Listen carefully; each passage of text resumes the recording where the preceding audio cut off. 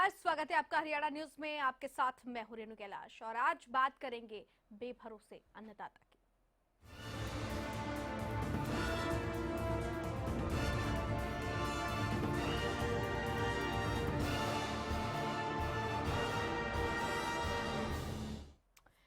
तो किसानों के जख्मों पर नमक छिड़कने का काम किया है नितिन गडकरी के उस बयान से, जिसमें उन्होंने कहा है कि किसान ना तो भगवान के भरोसे रहे और ना ही सरकार के भरोसे। गडकरी ने कहा है कि देश के किसान भगवान या सरकार भरोसे ना रहें।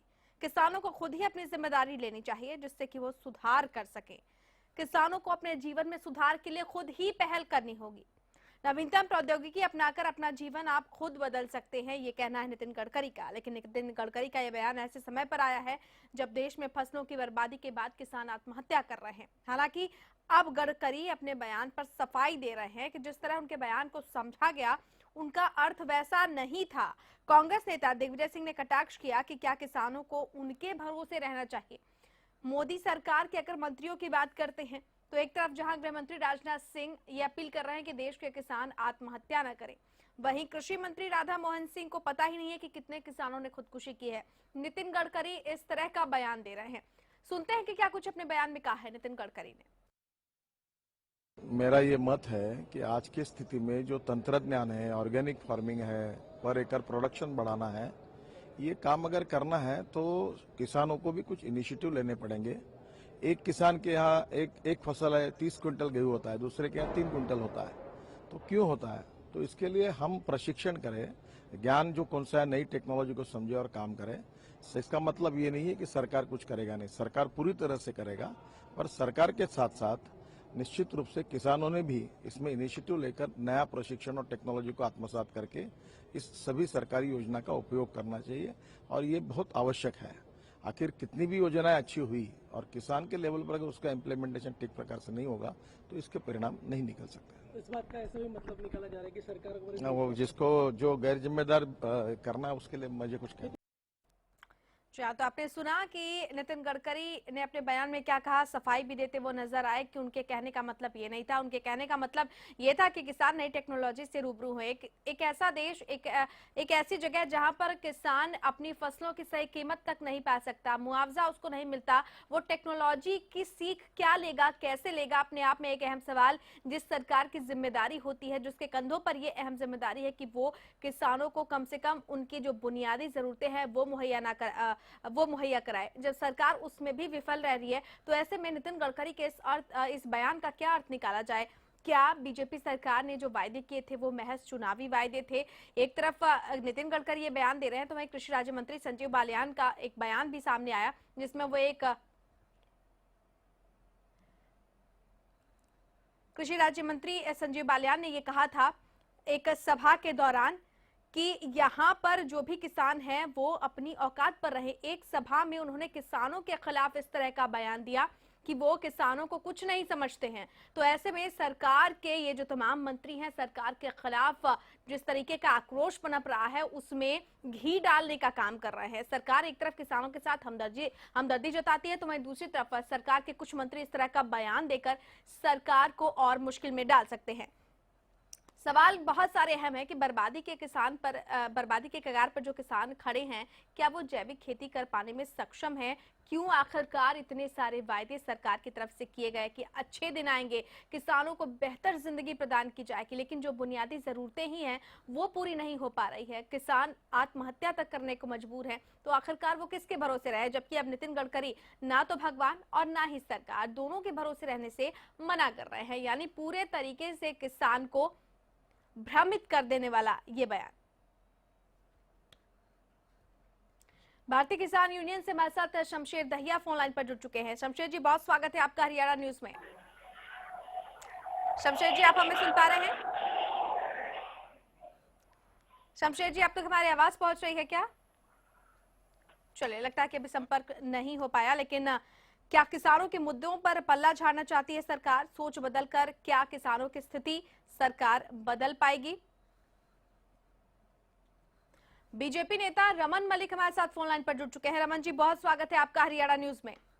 नमस्कार, धन्यवाद। केंद्रीय मंत्री नितिन गडकरी ने ये कहा कि ना तो किसानों को सरकार के भरोसे रहना चाहिए और ना ही भगवान के भरोसे रहना चाहिए। आपके नजरिए से इस पूरे बयान का क्या मतलब है?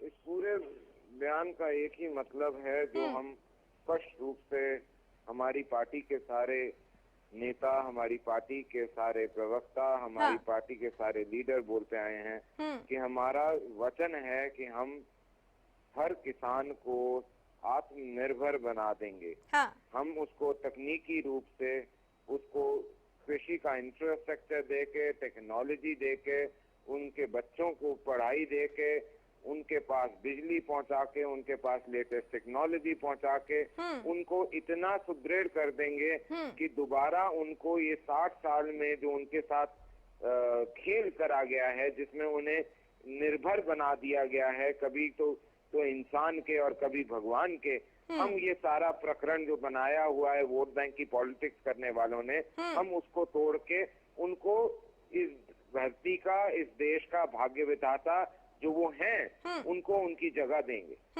रमन जी, आप लाइन पर बने रहे, हम आपसे बातचीत जारी रखेंगे। भारतीय किसान यूनियन से रमन मलिक इस वक्त, माफ कीजिएगा, शमशेर दहिया हमारे साथ फोन लाइन पर जुड़ चुके हैं। शमशेर जी, बहुत स्वागत है आपका हरियाणा न्यूज में। शमशेर जी, आप हमें सुन पा रहे हैं क्या? चलिए, लगता है कि हमारा संपर्क उनसे नहीं हो पा रहा, लेकिन रमन जी हमारे साथ लगातार बने हुए हैं। रमन जी, आपने जिस तरह से कहा कि इस देश में किसानों को टेक्नोलॉजी से जोड़ने वाला ये बयान, जिस देश में किसानों को आज तक बहुत सारे ऐसे गांव हैं, आपको पता होगा, ना तो वहां पर सड़कें हैं और ना ही बिजली पानी की सुविधा है, क्या वहां के किसानों को ये हाईटेक सपने दिखाकर आप उनका जो बुनियादी जरूरतें हैं वो सरकार पूरा नहीं कर पा रही है? ये हाईटेक सपने दिखाकर आखिरकार सरकार क्या कर लेगी? मैं आपको हरियाणा के परिवेश में ही एक आपको उदाहरण देता हूँ। हाँ।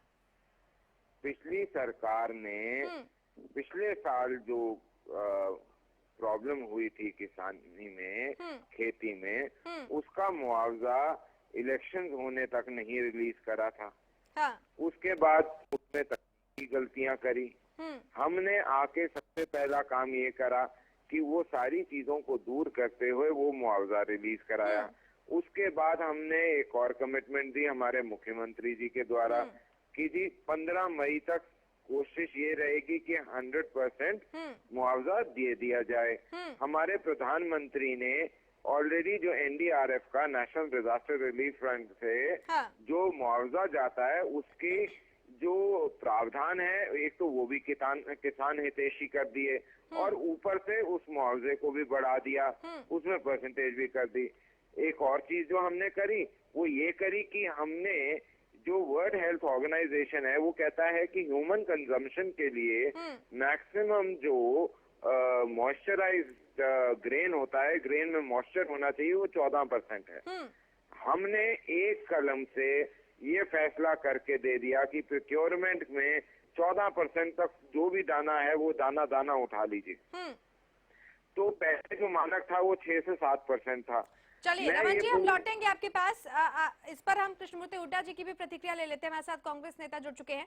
कृष्णमूर्ति जी, बहुत स्वागत है आपका हरियाणा न्यूज में। हाँ, धन्यवाद। नितिन गडकरी जी का ये बयान सामने आया कि ना तो सरकार और ना ही भगवान के भरोसे रहे किसान। जिस तरह से किसान हालातों से जूझ रहे हैं, क्या ये बयान जख्मों पर नमक ना छिड़कने वाला बयान माना जाए? देखिए, उन्होंने हमेशा कभी आज तक किसान का फायदा नहीं किया इस सरकार में। हाँ। ये सरकार हमेशा किसान विरोधी रही है। हरियाणा के अंदर कभी किसानों ने आत्महत्याएं नहीं की। पहली बार इतनी बड़ी संख्या में आत्महत्याएं हो रही हैं। इस सरकार की निकम्मेपन की वजह से आत्महत्याएं हो रही हैं। और बीजेपी के प्रवक्ता बोल रहे हैं कि हम जो 14% नमी है उसको भी ले रहे हैं, ये झूठ बोल रहे हैं। आज फूड कॉर्पोरेशन ऑफ इंडिया जो है, जो प्रोक्योरमेंट एजेंसी है, उन्होंने मना कर दिया कि हमारे पास कोई ऊपर से हुक्म नहीं आया। हाँ। आज हर जिले से ये खबरें आ रही हैं कि फूड कॉर्पोरेशन ने मना कर दिया है 14% नमी तक का किसान करने के लिए। तो ये जो कुछ कह रहे हैं, इनकी कथनी और करनी में बहुत फर्क है। हाँ। ये लोगों को सब्ज बाग दिखा देते हैं कि हम तुम्हारे लिए ये कर रहे हैं, वो कर रहे हैं, लेकिन कर कुछ नहीं रहे। जी। अगर ये इनका विश्वास होता लोगों को तो लोग आत्महत्या नहीं करते। लोगों ने मैं इस बात को नहीं स्वीकारता। माननीय खाद्य आपूर्ति मंत्री भ्रम में डाल दिए लोगों को। जी। ये हर मामले में रॉबर्ट वाड्रा का मुद्दा लेके आ जाते हैं। हाँ। तो ये कोर्ट में क्यों नहीं जाते? जी अगर रॉबर्ट वाड्रा ने बिल्कुल गलती की है, कृष्णमूर्ति तो हुड्डा कोर्ट जी, में इस पर हम जाके इनको- प्रतिक्रिया ले लेते हैं रमन मलिक जी से। रमन मलिक जी, ये जिस कोर्ट तरह से में खाद्य आपूर्ति रॉबर्ट मंत्रालय वाड्रा से के खिलाफ 3 खाद्य बार सुप्रीम कोर्ट में आपूर्ति याचिकाएं खारिज हो चुकी हैं। जी, माननीय खाद्य रामविलास आपूर्ति जी मंत्रालय से से खुद सीएम खट्टर ने ये गुहार लगाई थी, एक अपील की थी कि भाई इस वक्त जो है फसलों की हालत ठीक नहीं है और बेमौसम की बारिश है, 14% से जो नमी का दायरा है उसको बढ़ा दिया जाए, लेकिन उस अपील को भी खारिज कर दिया गया और कहा गया कि जो पुराना ढर्रा है उसी पर 14% की नमी वाले ही अनाज की खरीदारी होगी। ये तमाम जो मसले हैं, इन तमाम मसलों पर आपको क्लैरिफिकेशन दे दूं, और ये हुड्डा साहब की पुरानी आदत है कि सुनते समझते कम है और बोलते ज्यादा हैं। उनको ये देखना चाहिए कि अगर एक दिन पहले या 1.5 दिन पहले खाद्य आपूर्ति मंत्री माननीय रामविलास पासवान एक बयान देके ये स्पष्ट करते हैं कि मैं 14% तक की नमी वाला लूंगा, तो नॉर्मल समय में वो एक आध दिन 2 दिन में वो ऑर्डर चले जाते हैं और वो ऑर्डर एग्जीक्यूट होते हैं। हमने ये भी कहा है कि कुछ, मेरे पास एग्जैक्ट डिटेल नहीं है, बट कुछ हद तक टुकड़े वाला भी सामान हम ले रहे हैं। ये दोनों चीज हो गई। जहाँ तक ये रॉबर्ट वाड्रा जी के बात कर रहे हैं, अगर रॉबर्ट वाड्रा जी पे बात करनी है तो हम बैठ के बात करते हैं, एक डिबेट में वो भी आ जाएं और मैं भी आ जाऊं। चलिए, और रॉबर्ट उसके वाड्रा बाद का जो मुद्दा जो खुलेगा, मुद्दा है। उसके बाद जो खुलेगा मैडम, इनको रॉबर्ट वाड्रा जी के लिए थानों कपड़े लेकर आने पड़ेंगे, ले आने पड़ेंगे कपड़ों के। रमन मलिक जी, ये खैर दीगर मसला है। कृष्णमूर्ति हुड्डा जी, आप क्या कहेंगे इस पर? देखिए, टोटल चैनल पे आपके झूठ बोल रहे हैं ये। आज 1 हफ्ता हो चुका है रामविलास पासवान को बयान दिए हुए, आज तक इनके ऑर्डर्स नहीं पहुंचे हैं। तो इससे सरकार का निकम्मापन पता लगता है कि मंत्री एक बात कहता है, वो उसके विभाग में वो ऑर्डर पहुंचते नहीं। और दूसरा, इन्होंने कहा कि मैं समझता नहीं, मैं किसान का बेटा हूँ। इनको क्या पता किसान की क्या स्थिति है। मैं खुद 30 एकड़ का जमींदार हूँ, एक किसान का बेटा होने के नाते जितना बड़ा किसानों के जिम्मेदार बारे नहीं में हो, आपको तो पता ही नहीं कुछ। आप तो व्यापारी के बेटे हैं, आपको क्या पता किसानों की क्या प्रॉब्लम है। आपको ये पता है कि मेरे पास क्या मैं व्यापारी का बेटा हूँ या मैं किसका बेटा हूँ? कर रहे हैं आत्महत्या। आप ऐसे बीच में टोका टाकी करके आप डिबेट को खराब कर अगर रहे आप हैं। व्यक्तिगत बात करेंगे तो मैं टोकूंगा कृष्णमूर्ति हुड्डा जी। का विश्वास नहीं है आपकी, अगर आप व्यक्तिगत मसलों पर ना ही चर्चा हो तो बेहतर है। आप दोनों से अपील है कि कृपया व्यक्तिगत मसलों पर ना तो टीका टिप्पणी की जाए, ना कोई चर्चा की जाए। कहने दीजिएगा, मुझे अपने बात को कहने दीजिएगा कि मोदी जी की किस बात का विश्वास करें। जो आज तक उन्होंने वायदे किए हैं वो एक भी पूरे नहीं किए। क्या विश्वास है कि ये वादा पूरा करेंगे या नहीं करेंगे? इसी प्रकार से हरियाणा सरकार का ऐसा आरोप आप पूर्ववर्ती सरकार पर भी लग चुका है। कृष्णमूर्ति जी, लौटेंगे आपके पास। इनेलो नेता केसी बांगर हमारे साथ, हमारे वक्त में किसी बिल्कुल, इनेलो नेता केसी बांगर जी हमारे साथ फोन लाइन पर जुड़ चुके हैं। बांगर साहब, बहुत स्वागत है आपका हरियाणा न्यूज में। हाँ, नमस्कार जी। केंद्रीय मंत्री नितिन गडकरी ने किसानों को नसीहत दी है, या यूं कहें उनके जख्म जो है उस पर नमक छिड़कने वाला एक बयान दिया है कि जो किसान है ना तो वो सरकार के भरोसे रहें और ना ही वो भगवान के भरोसे रहें, वो खुद अपने जो दिन है उनको सुधारने का, उनको बहुरने का काम करें। आप कैसे देख रहे हैं उनके इस बयान को? ये बड़ा दुर्भाग्यशाली बयान कहा जा सकता है, और किसान के जो बुरे दिन चल रहे हैं वो आज किसान जो है खून के आंसू रो रहा है। क्योंकि किसान की इस समय कोई सुनने वाला नहीं है, ना भगवान सुन रहा है ना सरकार सुन रही है। और जिस तरह से उनकी पहले तो फसलें खराब हुई, उससे पहले उनको खाद नहीं मिला, फिर उनकी फसलें जो है बारिश की वजह से और मौसम की वजह से खराब हुई, और आज उनकी दुर्गति, जो बची कुची फसल है वो जो मंडी में दुर्गति हो रही है, उसका कोई खरीदार नहीं है।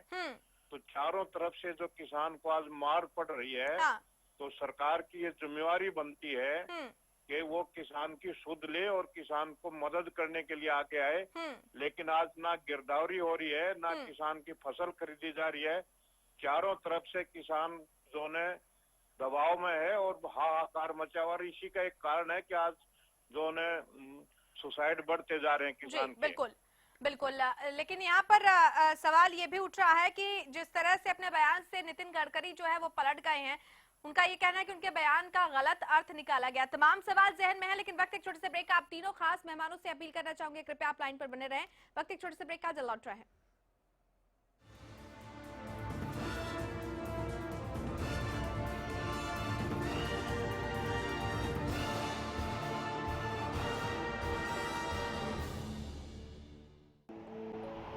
काम चले जब सनन सनन, पानी बहे जब आंगन आंगन, हिले हिले जब मगन मगन, गोपराई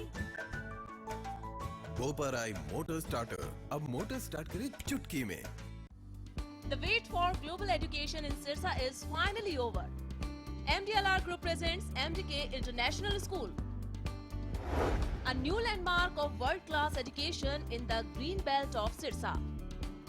The first residential cum day boarding school in Sirsa, affiliated to Cambridge University, London, brings forth a global nurturing environment under the guidance of Mr. Lawrence Frey, Director, MDK International School. MDK International School also offers fully air-conditioned campus, state-of-the-art infrastructure, well-stocked library, and a spacious cafeteria serving hygienic fresh meals. The world-class sports and well-being facilities ensures the all-round development of your child at MDK International School. Visit our campus near Tarkeshwaram Dham at Rania Road, Sirsa. For details, call 9254136642 434445 or log on to www.mdkinternationalschool.com. MDK International School, nurturing your future today. Siddheshwar Automobiles and Corporation brings an exclusive showroom of the amazing brand Nissan in Gurgaon. Cars available in all models and perfect price. And workshop also here with high-tech equipments approved by Nissan. Showroom Siddheshwar Nissan to Honda Chowk, Sector 34, Plot number 34, Gurgaon, Haryana.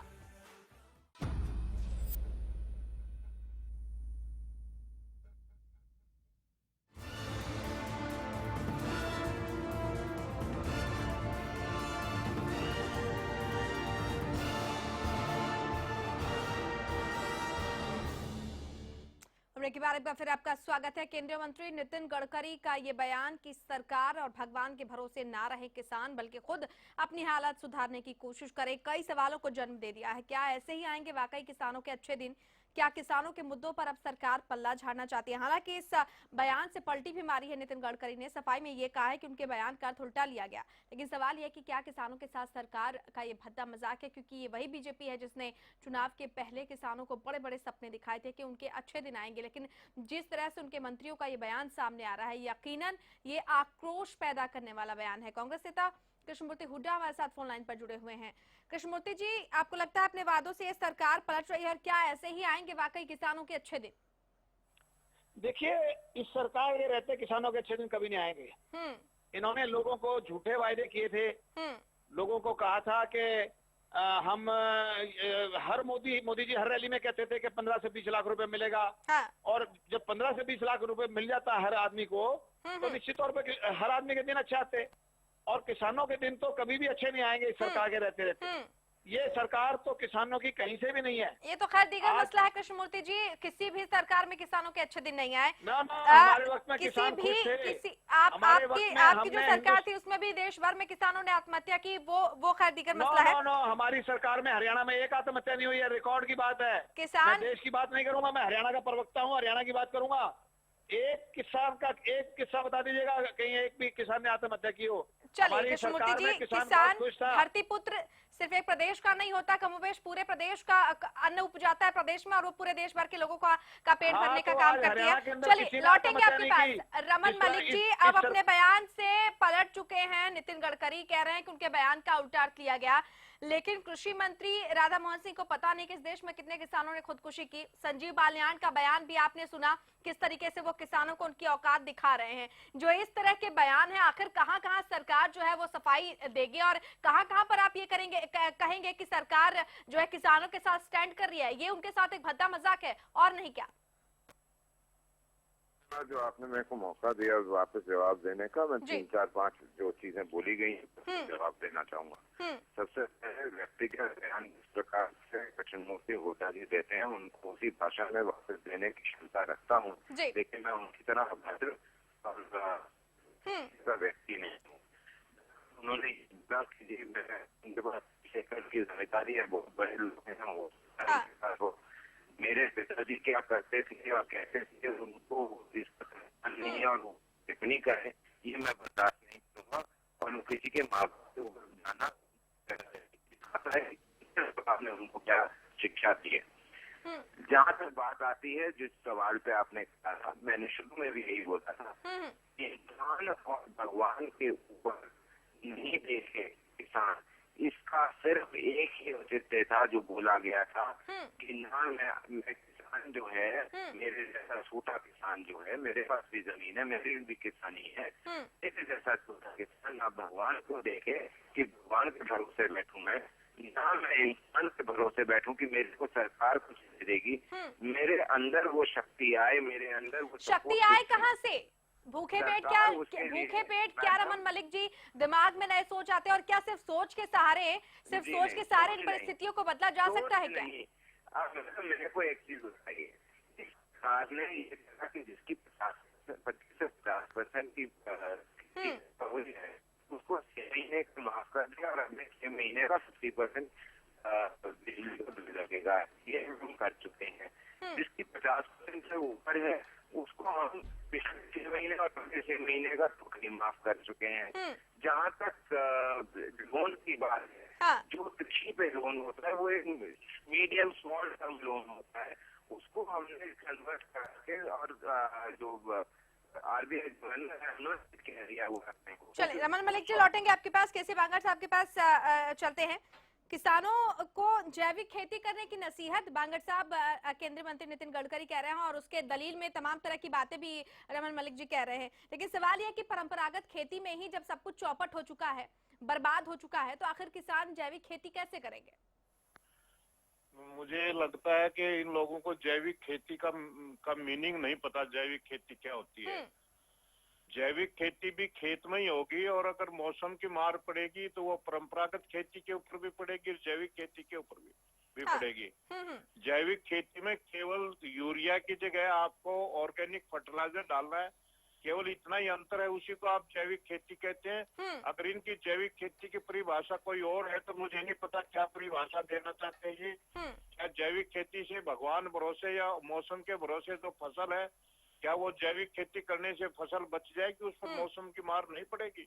इस तरह से बरगलाने से किसान को मरहम नहीं लगेगी, किसान को मरहम लगेगी। किसान की मदद करने से सरकार आगे आए और किसान की मदद करे। आज जो चारों तरफ समस्याओं से किसान घिर चुका है, उस किसान जो आज खून के आंसू पी रहा है, खून के आंसू रो रहा है, उस किसान को सरकार को 4 कदम आगे बढ़ करके केंद्र की सरकार को भी, प्रदेश सरकार को भी किसान के आंसू पहुंचने चाहिए। चलिए बहुत की शुक्रिया, मदद करनी चाहिए। बहुत शुक्रिया केसी बांगर साहब आपका, कृष्णमूर्ति हुड्डा जी आपका और रमन मलिक जी आपका भी बहुत बहुत शुक्रिया। तो कुल मिलाकर निष्कर्ष यही निकलता है और निकलना भी चाहिए कि जिस सरकार के भरोसे अब तक किसान टकटकी लगाए बैठे थे, कहीं ना कहीं उनके भरोसे को चोट जरूर पहुंची है, लेकिन सरकारों की हमेशा से ये जिम्मेदारी रही है कि धरती पुत्र के जख्मों पर मरहम लगाया जाए, ना कि नमक छिड़कने का काम किया जाए। चलिए इसी के साथ इस पेशकश में इतना ही, लेकिन प्रदेश की तमाम बड़ी और अहम खबरों के लिए देखते रहिए हरियाणा न्यूज। नमस्कार।